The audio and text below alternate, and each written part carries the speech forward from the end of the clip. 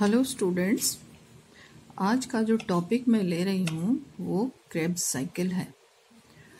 Krebs cycle को citric acid cycle या try carboxylic acid cycle भी कहा जाता है। अलग अलग समय पे इसे अलग अलग नाम दिया गया है। सर हैंस क्रेब के नाम पे इसे क्रेब साइकिल भी कहते हैं, क्योंकि इन्होंने इसमें जो केमिकल रिएक्शंस होते हैं उनको सबको वर्कआउट किया था और उन्होंने इसको एरोबिक ऑर्गेनिजम्स में, यानी जो ऑक्सीजन यूज करते हैं उनमें इसको वर्कआउट किया था। इसमें जो 3 मेन चेंज इसके साथ होते हैं वो हैं, सबसे पहला, it consumes acetate in the form of acetyl coenzyme A. और ये एसिटाइल कोएंजाइम में बनता कैसे है? ये पायरुविक एसिड से बनता है, जो ग्लाइकोलाइसिस का एंड प्रोडक्ट है। तो एसिटाइल कोएंजाइम में और वाटर इसमें कंज्यूम होता है और इसके साथ साथ हाइड्रोजन रिलीज होता है। हाइड्रोजन को एक्सेप्ट करने वाले हाइड्रोजन एक्सेप्टर्स हैं NAD और FAD positive. Nicotinamide adenine dinucleotide और फ्लेविन एडिनिन डाइन्यूक्लियोटाइड, ये दोनों रिड्यूस होते हैं इस दौरान और बन जाते हैं NADH और FADH। ये NADH और FADH इलेक्ट्रॉन ट्रांसपोर्ट चेन के थ्रू ATP का प्रोडक्शन करते हैं। NADH 3 ATP प्रोड्यूस करता है और एक FADH 2 ATP का प्रोडक्शन करता है।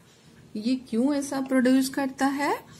3 और 2, ये जब आप ऑक्सीडेटिव फॉस्फोराइलेशन पढ़ेंगे डिटेल में तो उससे क्लियर होगा।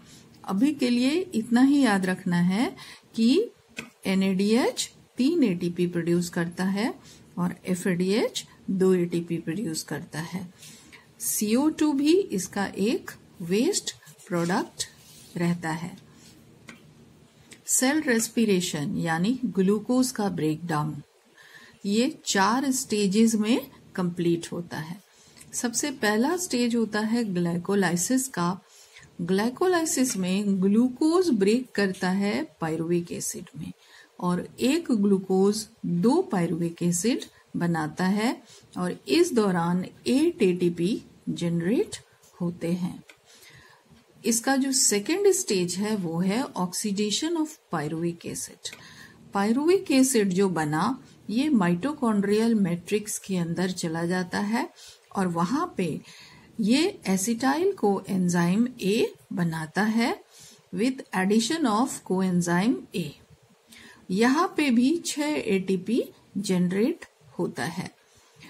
तो एसिटाइल कोएंजाइम A जो बना वो अब क्रेब्स साइकिल में एंटर करता है और acetyl coenzyme A condenses with oxaloacetic acid. यहाँ पे पहले से मौजूद है मैट्रिक्स में ऑक्सैलोएसिटिक एसिड, जिसके साथ ये कंडेंस करके साइट्रिक एसिड बनाता है और citric acid series of steps में ब्रेक करके फिर से वापस ऑक्सैलोएसिटिक एसिड बनाता है और ये साइकिल इसी तरह से चलते रहता है। रिमार्केबल बात यहाँ पे ये है कि इस साइकिल में 24 ATP जनरेट होते हैं, जो मेनली ऑक्सीडेटिव फॉस्फोराइलेशन से होंगे, जो हाइड्रोजन का ट्रांसफर सिस्टम यानी इलेक्ट्रॉन ट्रांसपोर्ट सिस्टम में जनरेट होता है। तो टोटल ATP जनरेशन 8, 6 और 24 मिला के 38 ATP हो जाता है सेल रेस्पिरेशन में, कंप्लीट सेल रेस्पिरेशन में। इतना जानने के बाद क्रेब्स साइकिल के जो स्टेप्स हैं उसका डिटेल में जानना, कैसे उसमें चेंजेस हो रहे हैं ये जानना बहुत जरूरी है। एटलीस्ट BSc लेवल पे जानना चाहिए इसको। तो pyruvic acid CH3COCOOH, pyruvic acid में COASH कोएंजाइम में ऐड होता है और ये बना लेता है CH3COCOA। ये COOH हट के यहाँ पे कोएंजाइम में ऐड हो जाता है। इसके साथ यहाँ से CO2 रिलीज हो जाएगा। तो CO2 रिलीज हुआ, यहाँ पे एक हाइड्रोजन बच गया, एक हाइड्रोजन यहाँ बचा। ये दोनों हाइड्रोजन NAD एक्सेप्ट करता है और NADH में कन्वर्ट होके इलेक्ट्रॉन ट्रांसपोर्ट चेन में जाके एनर्जी रिलीज करेगा in the form of ATP। तो हमारे पास आ गया क्या? एसिटाइल कोएंजाइम A, जो कि 2 कार्बन कंपाउंड है। अब नेक्स्ट स्टेप में ये क्रेब्स साइकिल में एंटर करता है और क्रेब्स साइकिल में वहां माइटोकॉन्ड्रियल मैट्रिक्स में पहले से मौजूद ऑक्सैलो एसिटिक एसिड, जो कि 4 कार्बन कंपाउंड है, वो और एसिटाइल कोएंजाइम में कंडेंस करते हैं। इस रिएक्शन को कंडेंसेशन रिएक्शन भी कहा जाता है। कंडेंस करके ये बना लेता है साइट्रिक एसिड और यहाँ पे एक वाटर मॉलिक्यूल भी ऐड होता है। तो ये पूरा प्रोसेस कैसे होता है इसको ध्यान से देखिए। COOH ऑक्सैलो एसिटिक एसिड का यहाँ पे है COOH, C double bond O। तो C डबल बॉन्ड O था, इसमें एक हाइड्रोजन ऐड होके ये सिंगल बॉन्ड हो जाएगा। ये हाइड्रोजन आता है वाटर से। इसके बाद CH2 COOH। तो ये ऑक्सैलो एसिटिक एसिड वाला पोर्शन हो गया। इसके बाद इससे अटैच हो जाता है CH3 का CH2 बनके, एक H यहां से हट गया और COOH। तो यहां से वाटर का एक O आ गया और हाइड्रोजन, तो बन गया साइट्रिक एसिड। तो बस यही चेंज होता है। इसके साथ ये कोएंजाइम में SH वापस रिलीज हो जाएगा और ये रिसाइकिल हो जाएगा। फिर से ये पायरुविक एसिड के साथ जुड़ के एसिटाइल कोएंजाइम A बनाएगा और इसी तरह से ये काम अपना करते रहेगा। यहाँ पे जो एंजाइम सक्रिय रहेगा उसका नाम है साइट्रेट सिंथेटेज। क्यों? क्योंकि ये साइट्रिक एसिड सिंथेसाइज कर रहा है, इसीलिए इसको साइट्रेट सिंथेटेज कहा जाता है। नेक्स्ट स्टेप में साइट्रिक एसिड कन्वर्ट हो जाता है एकोनिटिक एसिड में with release of water. Water molecule release हो जाता है और यहाँ पे एंजाइम जो काम कर रहा है वो है एकोनिटेज। तो साइट्रिक एसिड से एकोनिटिक एसिड बनने में क्या क्या चेंजेस हैं? COOH वैसा ही है, CH2 वैसा ही है, COOH, इसका OH हट गया और यहाँ पे CH रह गया। तो एक H और एक OH हट गया और बना लिया वाटर और C और C के बीच में डबल बॉन्ड आ गया। बस यही चेंज होके citric acid gets converted into aconitic acid. ये भी 6 कार्बन कंपाउंड है। अब एकोनिटिक एसिड से नेक्स्ट साइट्रिक एसिड का आइसोमर बनता है जिसका नाम है आइसोसाइट्रिक एसिड। अब एकोनिटिक एसिड और इसमें क्या डिफरेंस है? COOH सेम है, CH2 सेम है, COOH सेम है।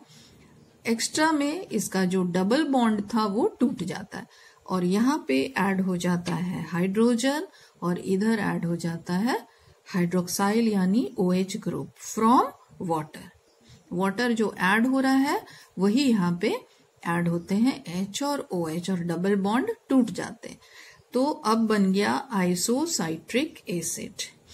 तो इस पूरे 2 रिएक्शंस के लास्ट में आइसोसाइट्रिक एसिड का फॉर्मेशन, जो कि साइट्रिक एसिड का आइसोमर है, बस इसीलिए ये रिएक्शन बीच वाला होता है और ये एक इंटरमीडिएट स्टेप है, इसका कोई खास वैल्यू नहीं है। नेक्स्ट स्टेप में आइसोसाइट्रिक एसिड से अल्फा कीटो ग्लूटारिक एसिड का फॉर्मेशन होता है। अब देखिए आइसोसाइट्रिक एसिड से अल्फा कीटो ग्लूटारिक एसिड में क्या चेंज हुए। COOH, CH2 यहाँ पे है, यहाँ क्या था?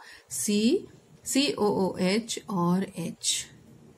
यहाँ पे चेंज है C double bond O, 2 hydrogen निकला और COOH।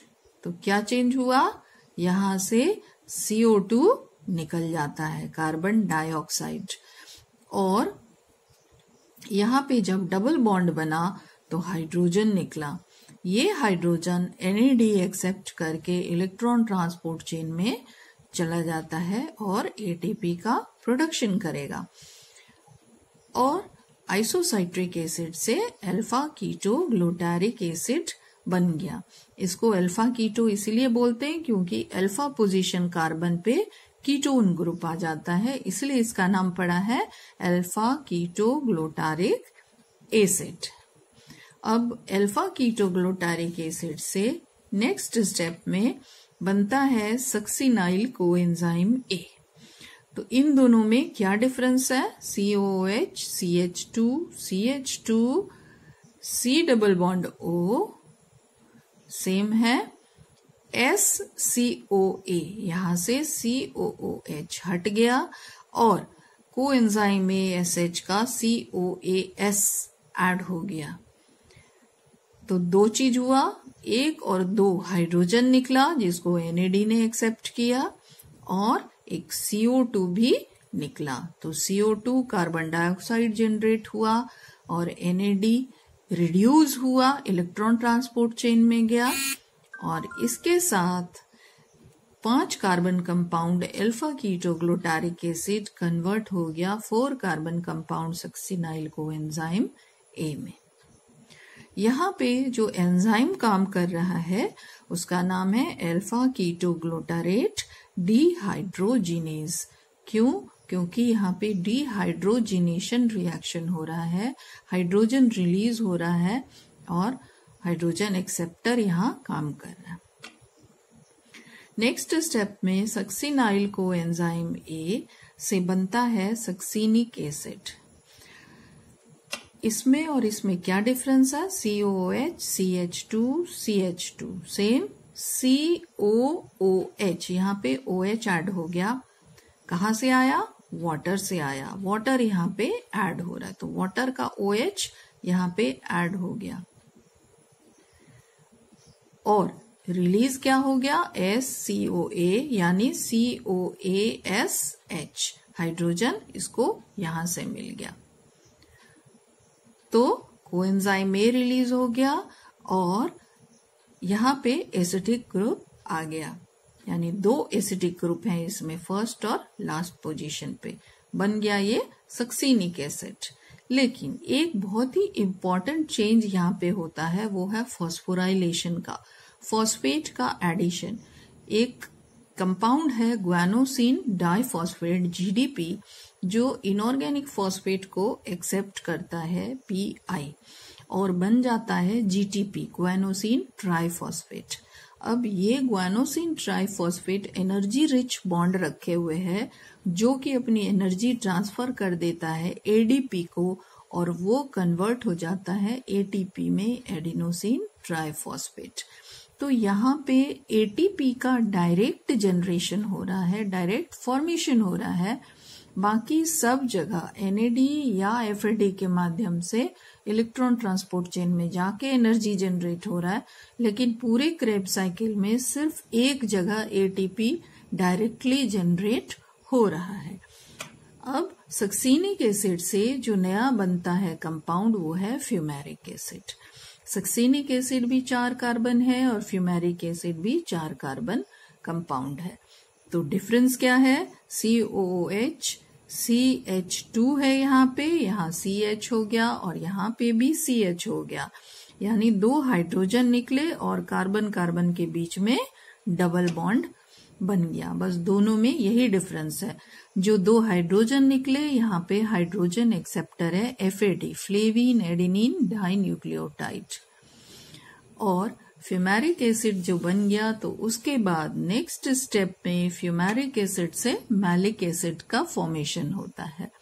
कैसे होता है और क्या डिफरेंस है ये देखिए, COOH, यहाँ पे भी COOH है, CH डबल बॉन्ड टूट गया, CH2 और OH ऐड हुआ, एक H और एक OH वाटर से इसको मिल गया, यहाँ पे वाटर ऐड हो रहा है, इसीलिए ये रिएक्शन हाइड्रेशन का रिएक्शन भी कहलाएगा। तो सिंगल बॉन्ड हो गया CHOH और CH2 और COOH वैसे ही रह गया। ये कंपाउंड जो बना ये मैलिक एसिड कहलाएगा। यहाँ पे जो एंजाइम काम करता है उसका नाम है फ्यूमेरेज, क्योंकि फ्यूमेरिक एसिड मैलिक एसिड में कन्वर्ट हो रहा है सबस्ट्रेट के नाम पे, इसका नाम पड़ा है फ्यूमेरेज। मैलिक एसिड अब ऑक्सैलोएसिटिक एसिड बनाता है। कैसे बनाता है, क्या डिफरेंस है दोनों में, COOH, C double bond O, यहाँ पे दो हाइड्रोजन जो है, एक ये और एक ये दोनों रिलीज हो जाता है और NAD उसको एक्सेप्ट करके इलेक्ट्रॉन ट्रांसपोर्ट चेन में चला जाता है और बाकी फिर वैसे का वैसा ही रह गया। यहाँ पे भी डिहाइड्रोजिनेशन है तो मैलेट डिहाइड्रोजिनेज एंजाइम काम करेगा। अब ऑक्सैलोएसिटिक एसिड स्टार्टिंग में एसिटाइल कोएंजाइम A के साथ कंडेंसेशन में यूज हुआ था और उससे साइट्रिक एसिड का फॉर्मेशन हुआ था, तो ये फिर से जनरेट हो गया क्रेब्स साइकिल के दौरान। तो ये है कंप्लीट क्रेब्स साइकिल। अब है कि इसके डिफरेंट स्टेप्स को कैसे लिखना चाहिए, क्योंकि सिर्फ साइकिल बनाने से तो नहीं होगा, इसके अलग अलग स्टेप्स को भी एक्सप्लेन अलग से करना पड़ता है। तो सबसे पहले इसके जो 9 स्टेप्स हैं उसको हम लोग कैसे एक्सप्लेन करेंगे, इस तरह से उसको लिखेंगे। Step 1 is conversion of acetyl coenzyme A and condensation of acetyl coenzyme A and oxaloacetic acid. Oxaloacetic acid, acetyl coenzyme A forming citric acid, और यहाँ पे कोएंजाइम A रिलीज हुआ, वाटर ऐड हुआ। ये सारे पॉइंट्स इसके सामने लिखने चाहिए जैसे इसमें लिखा हुआ है। नेक्स्ट स्टेप में डिहाइड्रेशन होता है, वाटर रिलीज होता है एकोनिटेज के प्रेजेंस में, और साइट्रिक एसिड कन्वर्ट होता है एकोनिटिक एसिड में। तो इसको लिखेंगे कैसे, citric acid forms aconitic acid, water is released, enzyme catalysing the reaction is aconitase and so on. इसमें जो भी चीजें हैं, जो भी रिएक्शन हो रहा है, सबको सेंटेंसेस में लिख देना है बस। उसी तरह से स्टेप 3 है हाइड्रेशन का। ये डिहाइड्रेशन था बिकॉज वाटर इज रिलीज्ड, और ये हाइड्रेशन का है because water is added. Aconitic acid converted into isocitric acid, और यहाँ पे भी सेम एंजाइम है एकोनिटेज जो यहाँ पे था। दोनों जगह दोनों रिएक्शन में एक ही एंजाइम यूज हो रहा है। Next step 4। Step 4 dehydrogenation reaction है, क्योंकि हाइड्रोजन रिलीज हो रहा है, इसके साथ साथ CO2 भी रिलीज हो रहा है, इसीलिए ये डीकार्बोक्सिलेशन रिएक्शन है। तो डिहाइड्रोजिनेशन डीकार्बोक्सिलेशन रिएक्शन ये कहलाएगा। Isocitric acid is converted into alpha keto glutaric acid, और इसमें क्या क्या चेंजेस हैं ये सारा यहाँ पे लिस्ट कर देना है। Enzyme isocitrate dehydrogenase. Next step 5 में डिहाइड्रोजिनेशन भी हो रहा है यहाँ पे भी। तो एंजाइम कौन सा रहेगा, alpha keto glutarate dehydrogenase. Alpha keto glutaric acid converted into succinyl coenzyme A and CO2 is released. इन सारी चीजों को फिर इस तरह से लिख देंगे। Step 6 succinyl coenzyme A converted into succinic acid. Release क्या क्या हो रहा है, CO2 रिलीज हो रहा है और COASH कोएंजाइम रिलीज हो गया, वाटर इज एडेड। इसके साथ बहुत ही इंपॉर्टेंट है कि GDP कन्वर्ट हो रहा है GTP में, और GTP अपना एनर्जी दे रहा है ATP को, ADP का फॉस्फोराइलेशन होके ATP फिर से बन जाएगा। तो ये हो गया स्टेप नंबर 6। यहाँ पे जो एंजाइम यूज होता है वो है फॉस्फोकाइनेज एंजाइम। काइनेज एंजाइम हमेशा ATP जनरेशन के लिए होता है।